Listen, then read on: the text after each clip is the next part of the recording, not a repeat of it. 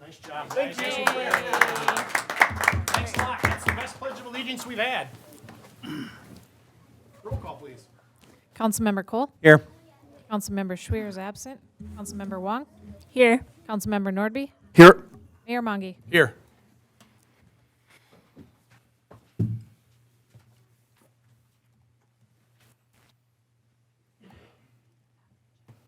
Oh, sorry. I was so gross with the guests.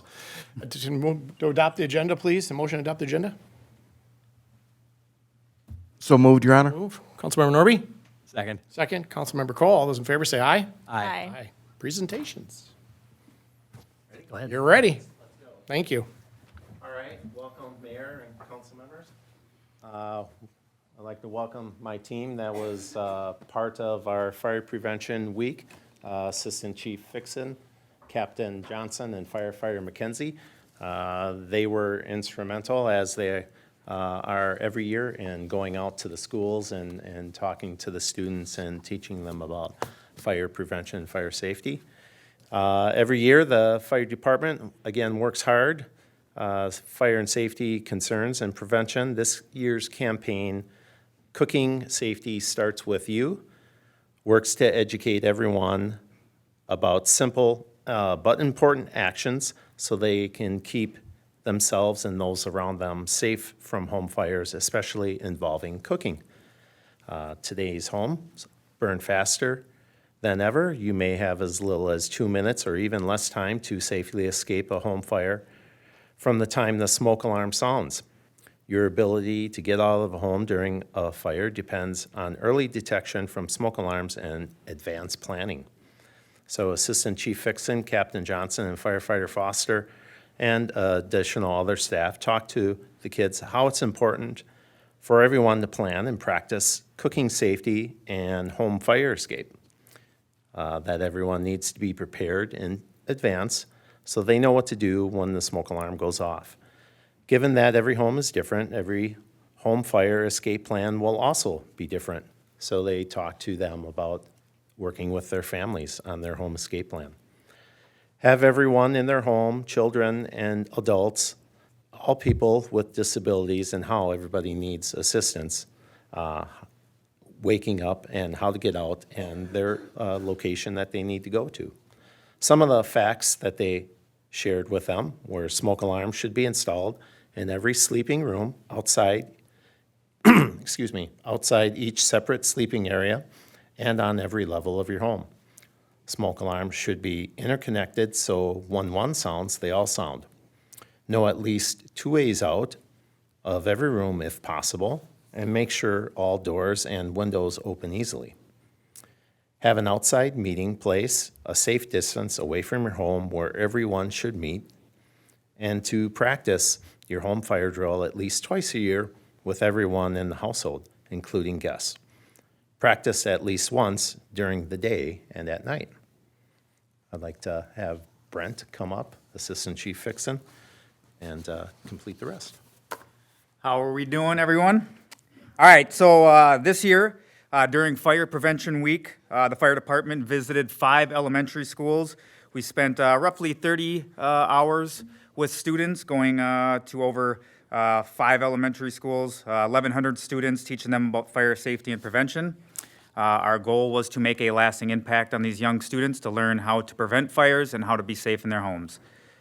This year's Fire Prevention Poster Contest had over 500 entries. The rules were simple and clear. The contest is open to all students in elementary schools, grades kindergarten through 5th in North St. Paul.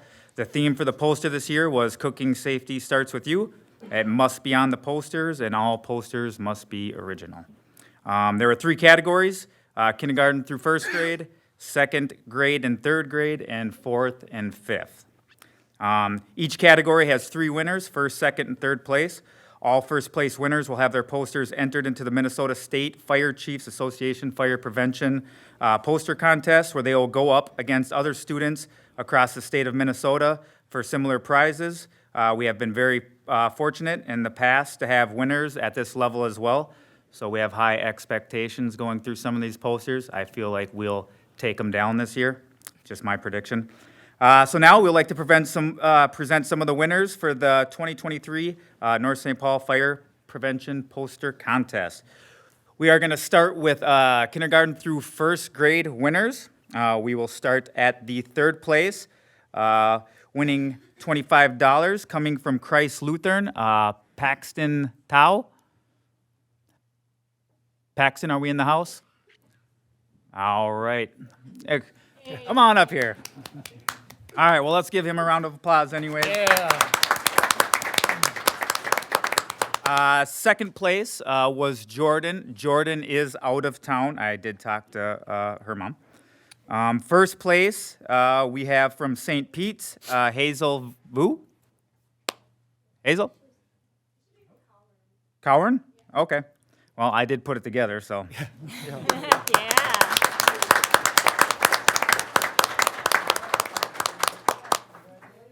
Yay. See which one on there. I messed up with this. All right. Second grade and third grade. Third place, Moria Bain. Moria?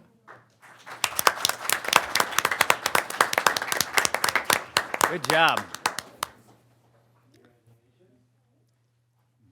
Second place winner, Genevieve Jocelyn.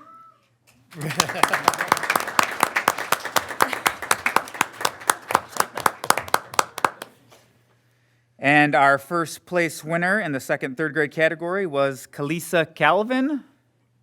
Yay. All right. Woo!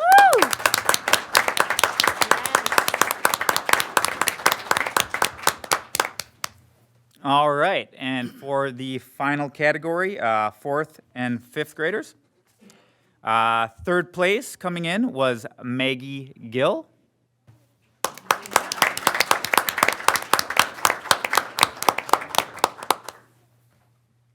Second place, Chase Kalova.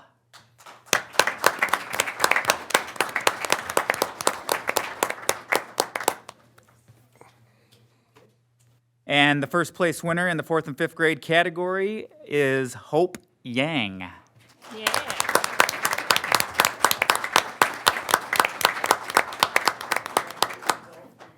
Nice job again to all the students. Thanks for working hard on those posters. We enjoy going through them. It's a fun and favorite time for us to do that every year, to come out to the schools, speak to everybody, see the familiar faces, teachers, kids, students. It's a good time. We love doing it, and hopefully we're making an impact in everyone's home. I don't know if we want to get everybody together, maybe do a couple pictures or something, and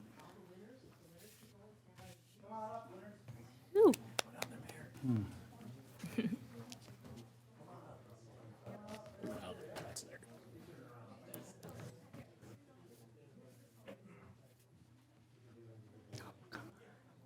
They had their time. hang on a minute here.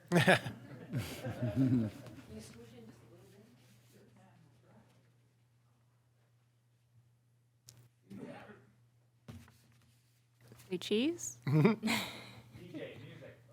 Yeah. 1, 2, 3. Hey, good job, guys.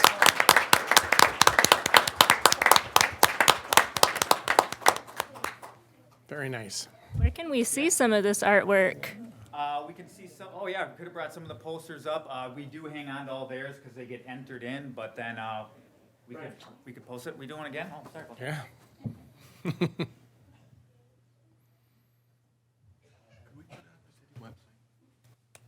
Yeah, so we could post it. We could even maybe get something to get put up. Hey, Ethan, sorry I didn't qualify again this year, man. Yeah, it would be great to see some of these pieces of artwork Yes. in City Hall or out in a newsletter. Just really wonderful to see all the entries and everyone really excited to share their artwork around fire safety. So thank you. Very important issue. Thank you. Yeah, last year we had a couple winners, and they got sent off to the state level, and they actually made the Fire Chiefs magazine. Wow. Brought those to Christ Lutheran. Was one of you, was a Yang in it? Yeah, okay. Nice. Yeah. I remember that. So yeah, it's pretty cool. And then I brought the magazines, the Fire Chief magazine, out to Bryce Luton. Did you get that copy of that? Yeah, that's awesome. Awesome. Well, good Awesome. luck Thank at state. you. Thank you. This is one of the more exciting nights that we ever have at council. So it's fun to see everybody come up and Yes. let's see what we can do to get some of the artwork out. I'd love to see some of that. Well, we'll let you guys get back to your regular schedule. Program? Yeah. Thank you, everybody. Appreciate the you. family, everybody showing up. Thanks for doing the pledge with us.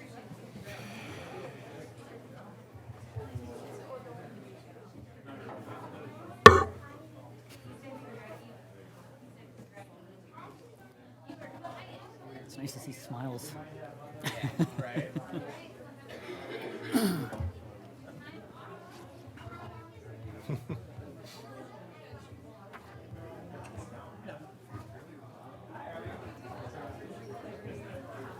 Mackenzie Foster. Yep.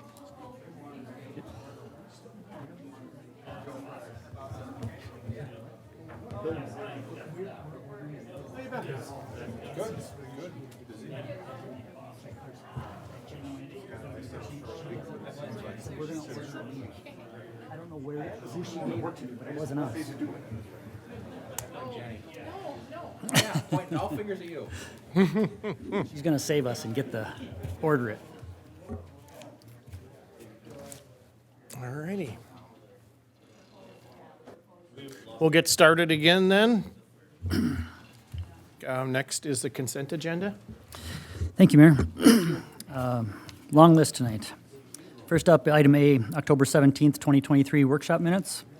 Item B, October 17th, 2023 regular meeting minutes. October 23, 2023 special meeting minutes. Item D, November 7th, 2023 special meeting minutes. Item E, general claims, $3,285,568.59. Item F, HRA claims of $20,513.75. Item G, EDA claims of $3,706. Item H is the 2024 annual polling place designations. Item I is North St. Paul participation in Minnesota Towards Zero Death Grant Program. Item J, building permit report, September and October of 2023. Item K, resolution accepting donations for September and October of 2023. Item L, mailbox repair replacement policy update. Item M, 2024 retainer agreement, Erickson, Bell, Beckman, and Quinn. Item N, Campbell Knutson agreement for legal services. Item O, resolution approving the 2024 SCORE grant application. Item P, park rental policy amendment. Item Q, planning commission appointment. Item R, park and recreation commission appointment. Item S, economic development authority appointment. Item T, site plan at 2371 McKnight Road. Item U, certificate of completion for the 2315 Anchor Drive, which is the extra space storage. Item V, Anchor Block Commons final BMPs, city project number 22-05, final payment. Item W, lead service line inventory professional services proposal by WSB. And item X, declaration of surplus for the fire department.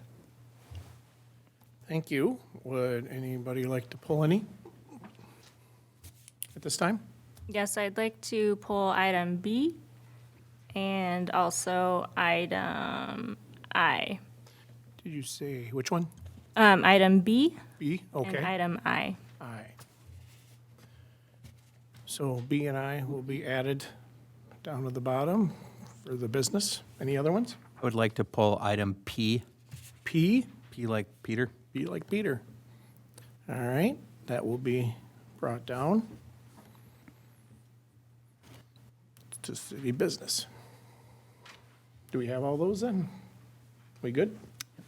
All right. Thank you.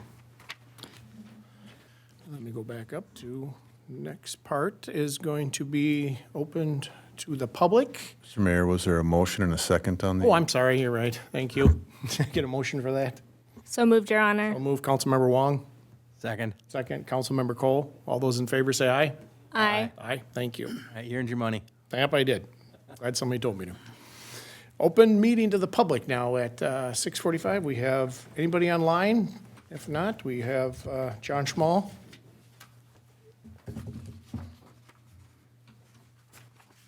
Get so busy with the order, I forget. Mayor, Council, John Schmall, 2750 Chisholm Avenue. Can you turn the microphone around there? Thank you. Thank you, sir. Want to be heard. Yeah, we want you up here. Might as well be heard. Nice beard, Councilmember Cole. Never compete with you. I'm just trying. Anyway, and I had something to say, and then the water thing came up, and the billing for water. And we have all this information that's out there, and we have rules that are set by the DNR. We want to inform the public. You use more water, you get charged more for your water. But our water bill doesn't have that. It has a conglomeration, I don't know how they do it, of all the rates, and they put it all together in one gob, and it comes out with a bill. So we have all these rules in effect, and it hits North St. Paul, and it crashes and burns. Anyway, this subject was to do with the October 17th workshop where you had the plan for doing improvements to things, roads and whatnot. And a big item being stealing $1.2 million from the electric fund and putting it in to fix roads. Anyway, I've been at this for a long time, a real long time. And I remember back to the first meeting that I attended. It was still Bill Sandberg as being the mayor. And he and Wally got over there. I used to sit in the front. I don't do that anymore. And Wally came over to Mr. Sandberg, or either way. And Bill Sandberg said, Wally, it's a good thing we got that electric fund, because we can do a lot of things that other cities can't. You bet your life. And back in the day, maybe, 8 years ago, we were pulling $4 million out of the electric fund. And the electric fund had $4 million because of what? Overcharging citizens for their electric utility. And in this case, we had on the agenda for the workshop was taking that $1.2 million from the electric fund to use it to fix streets when it should be poured into the electric utility. And some of the things that happened over the years were things like the community center was built with a lot of electric fund money. And where is that today? And then we had the fiber optic backbone that went from 120 and 94 all the way up to County Road B, and then followed that to Roseville. Where is that today? Now, all those hundreds of thousands of dollars put into that thing, you don't even have it stated anymore. You just say, we got $50-some thousand in receipts and we spent it on $50-some thousand of whatever. But at that meeting, and I'm thanking you for letting me go on, but Council Member Nordby said at that last workshop meeting, where does that money come from? Speaking of the $1.2 million. And I went, yay! For the first time in 20-some years of being at these meetings, a council member said, where does it come from? And it comes from, as the finance officer said, it comes from charging too much. Okay. And you've got to do something about getting these things under control of taking money from people and when they're paying for their electric bill and then using it somewhere else. Thank you. Okay. Is there anybody online? Okay. Thank you.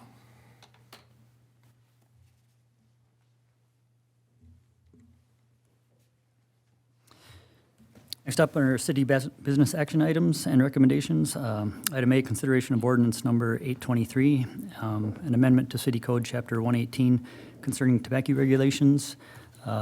Earlier this year, we had Katie Ingman here, back on September 19th and October 3rd for workshop discussions. The idea is, or there were things that cities needed to make decisions on, that is distance from youth-orientated facilities for places that sell tobacco, the flavoring, the capping of the license number at 7, and then penalties as well. So this was just all put together from that last item per your recommendations. If you had any further questions, I think Katie would agree to come up and deal with that. Otherwise, it's just looking for an agreement. Any questions, anyone?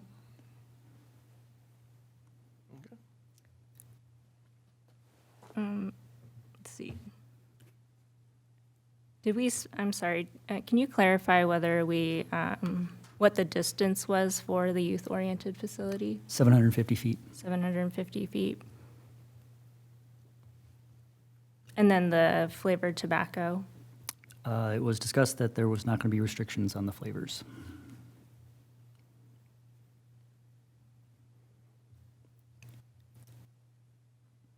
Yeah, I think personally I would like to see that added. I believe that was, we certainly can. I believe that was, got everybody's input on the last part, but we can certainly readdress that if council so wishes.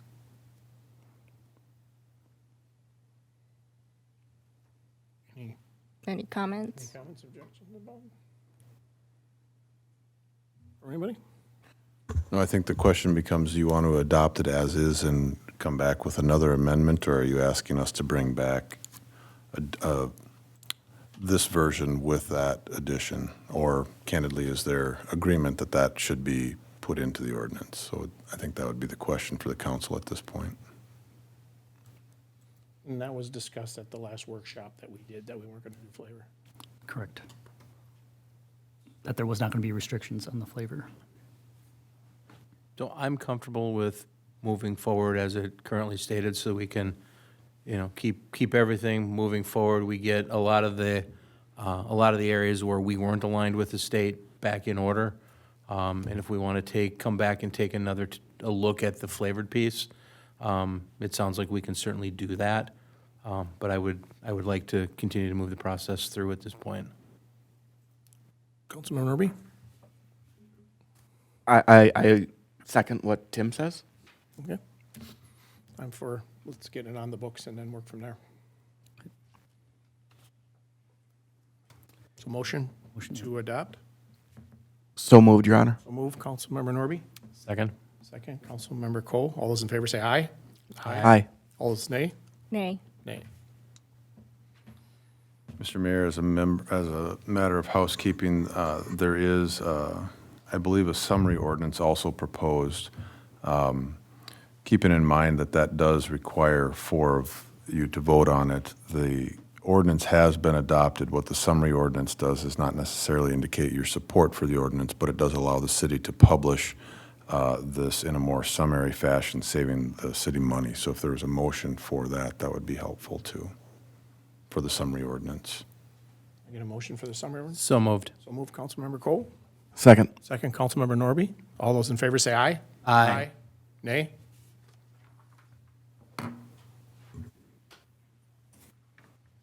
Thank you. Thank you, Mayor. Next up under city's business action items, item B. Item B was pulled from consent agenda, October 17th, 2023, regular meeting minutes.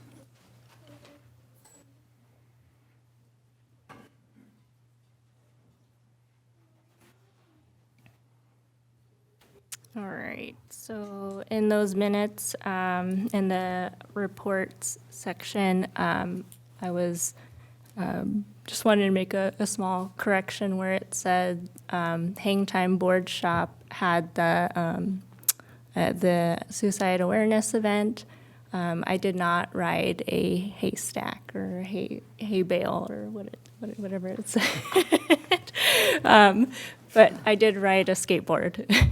Hey, Bill. Email, that'd be kind of tough to write. Yeah.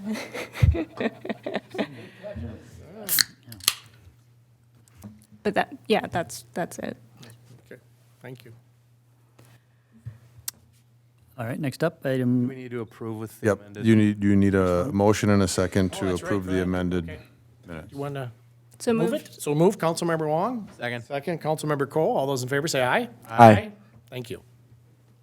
Thank you. all right, item C was the North St. Paul participation in Minnesota's Toward Death Zero Grant Program, or Toward Death Grant Program. Thank you for opening up this for discussion. I first want to acknowledge and thank all of the staff that have given a lot of efforts in seeking grants. I think that's made a big difference and can alleviate some of the financial impact on the residents. So I do appreciate that.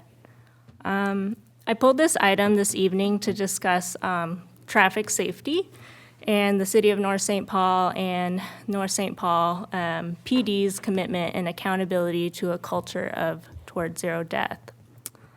Every morning, all council members and the city manager get an automated daily report that contains incident information from the previous day.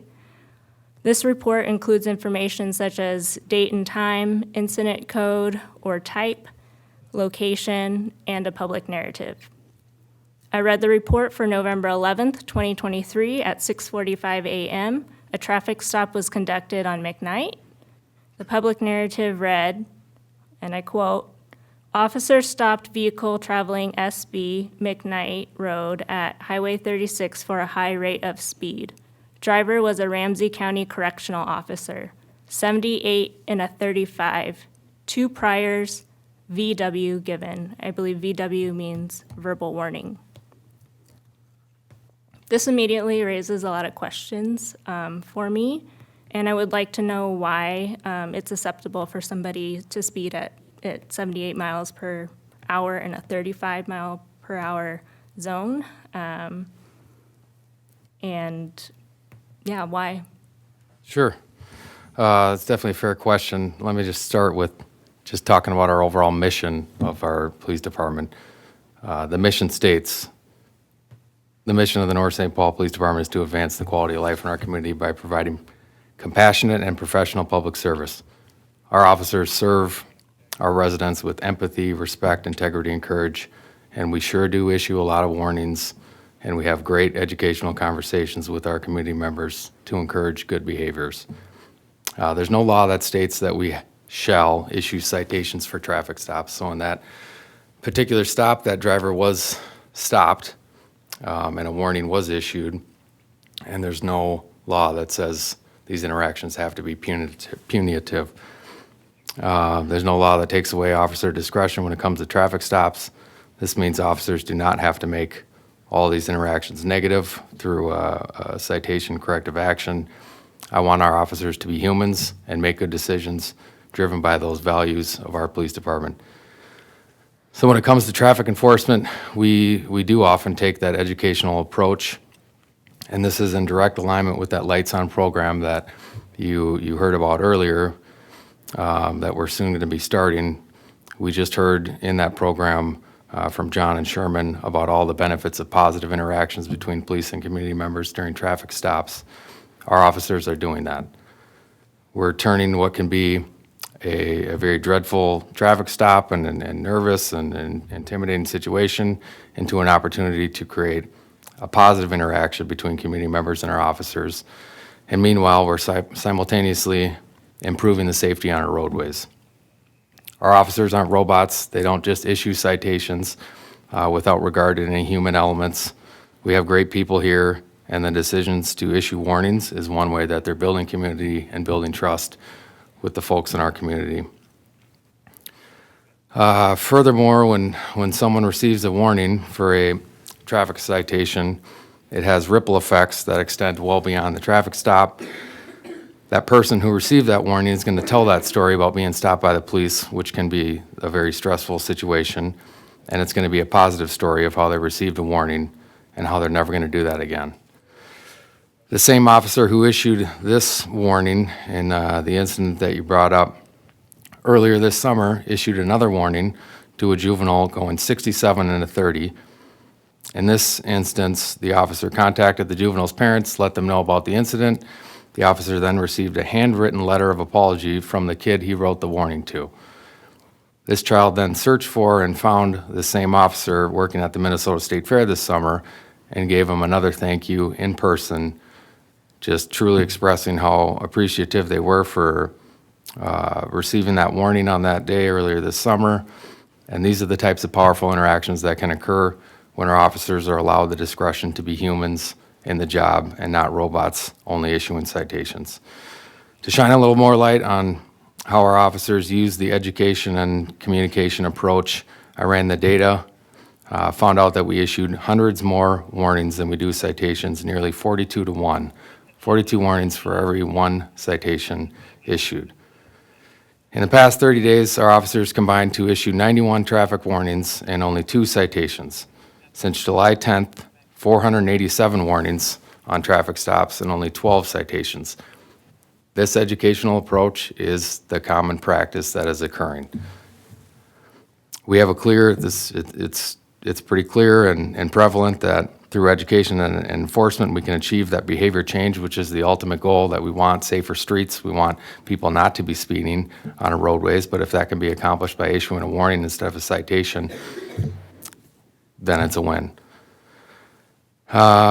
We also are setting historic highs for the city and the department for the amount of arrests that we're making on traffic stops for drunk driving, which is running in direct parallel with the goals of the TZD program, which we're happy to participate in again. Just a little on my approach. Absolutely believe in trust and transparency, which I'm very happy to share those daily summary reports of all these incidents within the previous 24 hours that you all receive every single day. And our officers are also well aware that you receive these reports. They shared that information that you read because they wanted the rest of our cops to see that this person received a warning in this incident, and if any officers witness similar behavior from the same person, to not issue them a warning the next time around. I'm also a firm believer in accountability. I don't think there's anybody that I've met throughout my entire career that would refute that. I have and will absolutely continue to hold officers accountable to delivering the highest level of professional service in our community, and that's I'm intrinsically motivated to do that. In these discretionary traffic stops, my team's trying to be good people with the educational approach, and we often take this approach to accomplish our mission, and that's what I want them to see. Our officers are doing the right thing, and I'm not going to scrutinize them for educating and building trust. This is further highlighted by the fact that our officers have received 0 use of force complaints from the public throughout the past 2 years and 0 standards of conduct complaints from the public throughout this year. That says a lot. I don't think there's a lot of departments in the entire state or country that can say that. To me, that says the public recognizes that we're doing a good job. They're not filing complaints saying that we're not doing a good job. They appreciate what we're doing, and the lack of complaints definitely shows that. So I have complete trust that the officers on this team are working towards our mission, serving with the values that embody this department: empathy, respect, integrity, courage. Just a little more on TZD stuff. It's the 4 E's in TZD, and one of them is education, and we're absolutely accomplishing the educational route. The other is enforcement. We're achieving that through the number of drunk driving arrests that we make. Engineering, I'm constantly working with placing the radar signs that we bought with forfeiture money all around the city to show people their speeds, and I believe that those are very effective. I'm also working with Ramsey County Public Works to get some more stop signs on 17th at some problematic intersections where we've seen a lot of accidents, and working towards improving those and getting people to stop instead of blowing stop signs. So we're hitting all the E's, and then emergency medical care is the other E in TZD, and we're going to be the first ones on scene, fixing people and helping them heal if they are in an accident. So we're accomplishing all the goals of TZD, and happy to keep working towards that in our mission as a department. Thank you for your response. I am curious on why 78 miles per hour and a 35 with 2 priors makes sense. I think education is important, of course, and we want to foster that culture of positive interaction. I just don't understand why this is acceptable. It feels, when I read that there's also a Ramsey County Corrections officer in there, that doesn't look good, doesn't feel good from the public's perspective. It feels like a violation of trust. Sure. So you might think that until you see the data that says this happens 487 times out of the past 12 months. So this is the norm. Receiving a citation is not the norm. At If the only- speed? At the speed? At the 43 The miles speed was per definitely hour high. over the speed limit. So in that particular instance, if there are 2 priors, obviously that didn't work towards correcting the behavior because there's 2 priors. So maybe trying something new through a warning and an educational approach would be the effective way of accomplishing that behavior change that we want to see and having them not speed through our community. I did reach out to the person that received that warning, and they did indeed tell me that they were very much appreciative of the warning and that they would not be speeding through the city of North St. Paul anymore after receiving that warning. And the person's also a resident of North St. Paul, so yeah, good to know that that seems to be effective, and time will tell. I mean, our ultimate goal is we don't want people speeding, so whether we slap them with a $150 fine or we give them a warning, if the goal is behavior change, follow the speed limits, I'm giving them the discretion to accomplish that however they see fit, because they're the ones that are in the driver's side or passenger side window having that conversation with the driver on scene and using their best discretion to make the right decision that's going to lead to that behavior change and safer streets. I have a question. When Sure. does it become careless driving? When you're over double the speed limit? We're talking speeding here, but I think we're past speeding, aren't we? When we're looking at. Oh, that's moving, for If sure. somebody's backing out of their driveway on McKnight, take a look to the other side. By the time they start backing up again, that car's in them. That's just as dangerous as a drunk driver, I would think. Yeah, so that didn't happen in this case. The driver, thankfully, if you're getting into the specifics of it, I believe officers are always factoring the entire circumstances on whether or not they're going to issue a citation or a warning. So things like time of day, weather, cars on the street, are there pedestrians around? All of those things are considered into any decision that an officer is going to do to issue a citation or the warning. In this case, the officer decided to go with a warning, and But is it considered careless driving? What's considered careless driving? Is there amount of speed? I thought if you're over double the speed limit, that's careless driving. Is that not? that might have been, I'm not 100% confident on that. But ultimately, officers have discretion to issue citations or warnings. There's no law that says you shall issue a citation for careless driving, for speeding. That's Even a with 2 law. priors? Yeah, it doesn't make a difference. They can use that discretion. Again, if our ultimate goal is behavior change and trying to get them to stop doing that, I'm leaving it to our officers to make that judgment call, and they're doing a darn good job of it. And I don't see any reason to tell them otherwise. If again, the complaints aren't there, the community is saying that we're doing a good job. This is a complaint, I believe, because it just does not justify. It's very confusing to me on why this person's role is even in the documentation. Okay. It looks like it looks like there's some use of position to make a decision, is what it looks like. So I would like to know why. Yep, we're kind of repeating that question. 487 warnings. Not all of them are correctional officers. They're probably from every single profession in life. If you want me to go through and identify what profession each person was. I'm guessing, again, that information was shared because we want to pass and make sure that all the officers know, hey, there's a correctional officer that was speeding through the city. They got a warning this time. If you see them again and they don't have that behavior change, do not issue them a warning for it, and you'd probably be able to identify them by the correctional officer uniform if they happen to be wearing one.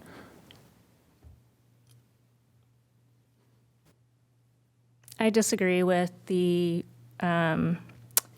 practices, and frankly, I think it hurts public trust. I do not feel that this is acceptable, and it's concerning. So This would should be a you, concern. I don't understand why this doesn't seem like a concern. because there's 487 warnings issued in the past 3 months, and that's the common practice of all traffic stops, and that's what the data shows. I appreciate data a lot. I'm Okay. talking about this particular incident as well. But what concerns me too is the approach. If it's just left up for simply just discretion without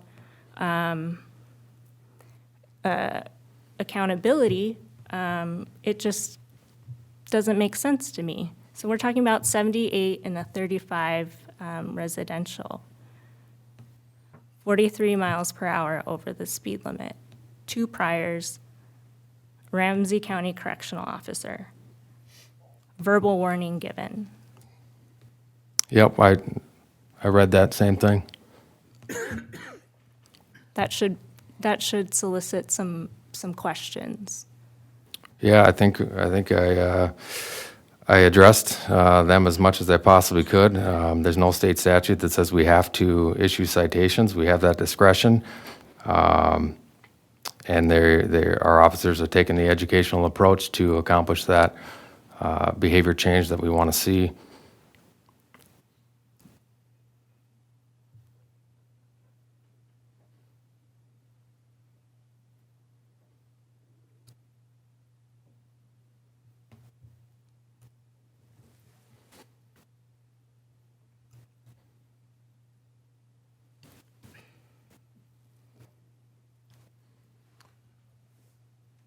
Anything else?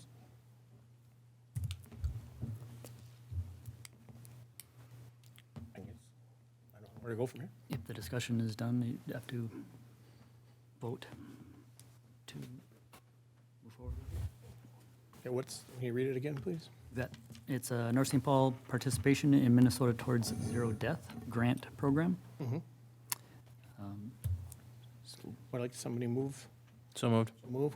Councilmember Cole. Second, anyone? Second, Councilmember Norby. All those in favor say aye. Aye. Opposed? I'm all for education and everything. Did you say, I don't know if you said Yeah, anything. Okay, I didn't hear you say. So I want to make sure. I think the grant and the approach is valid. I think that internally, the implementation is questionable. All right, thank you. Thank you. Next item, please. All right, item D is the park rental policy amendment. I pulled that. We had, I think, a lengthy conversation during workshop. I think everyone was present and understands my feeling as to why I'm pulling it for tonight, and I will not support it until I have better education.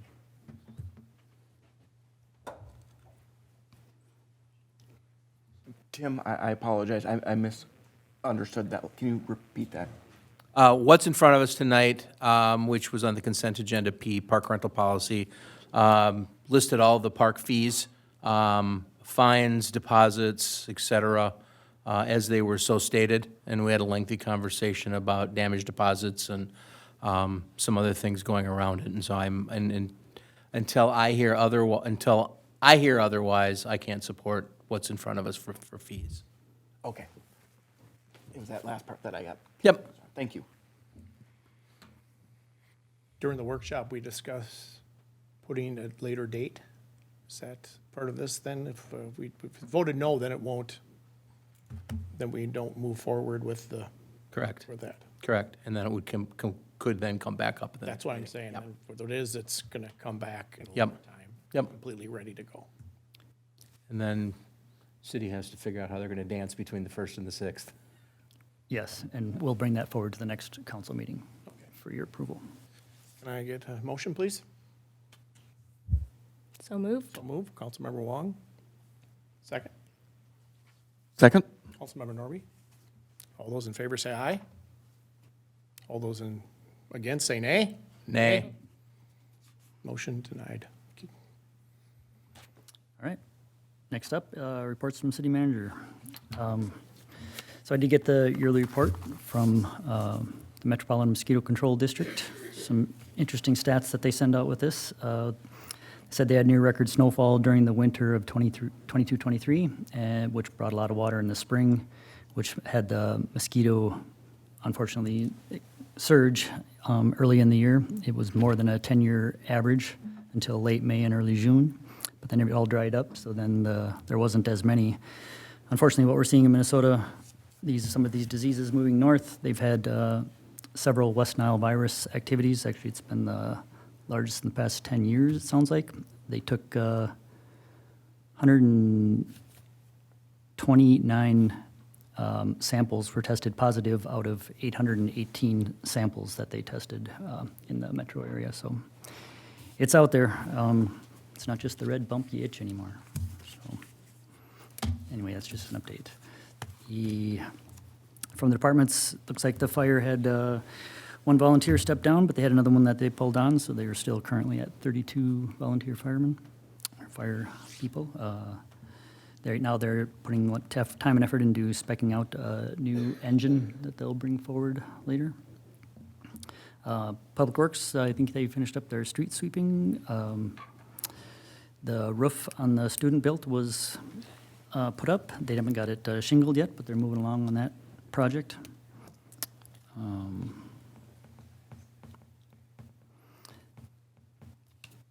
I think that's the high points for me. That's all I got. Okay. Reports from. Reports from council and commissions. Any? Councilmember Norby? The planning commission met on first Thursday of November.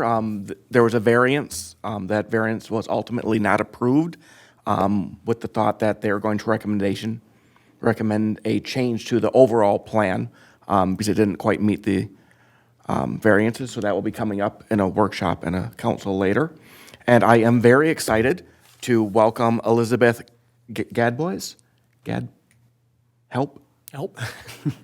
Gadbois With names, you know that. as a new appointment to the planning commission. Oh, good. So very excited to. I interviewed her. She's very good. Yep. Thank you. Nice. Thank you. Is the planning commission full at this point? No, we're going to actually had a couple, two more people that have, More applicants? two more applicants. And two positions. 3 more applicants and 2 positions? Great. Good to hear. Yeah.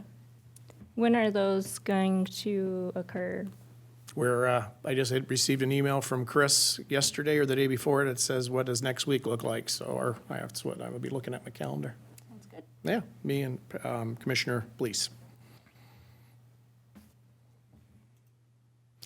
Councilmember Wong? Yeah, the Arts and Culture Commission met earlier this month on November 7th.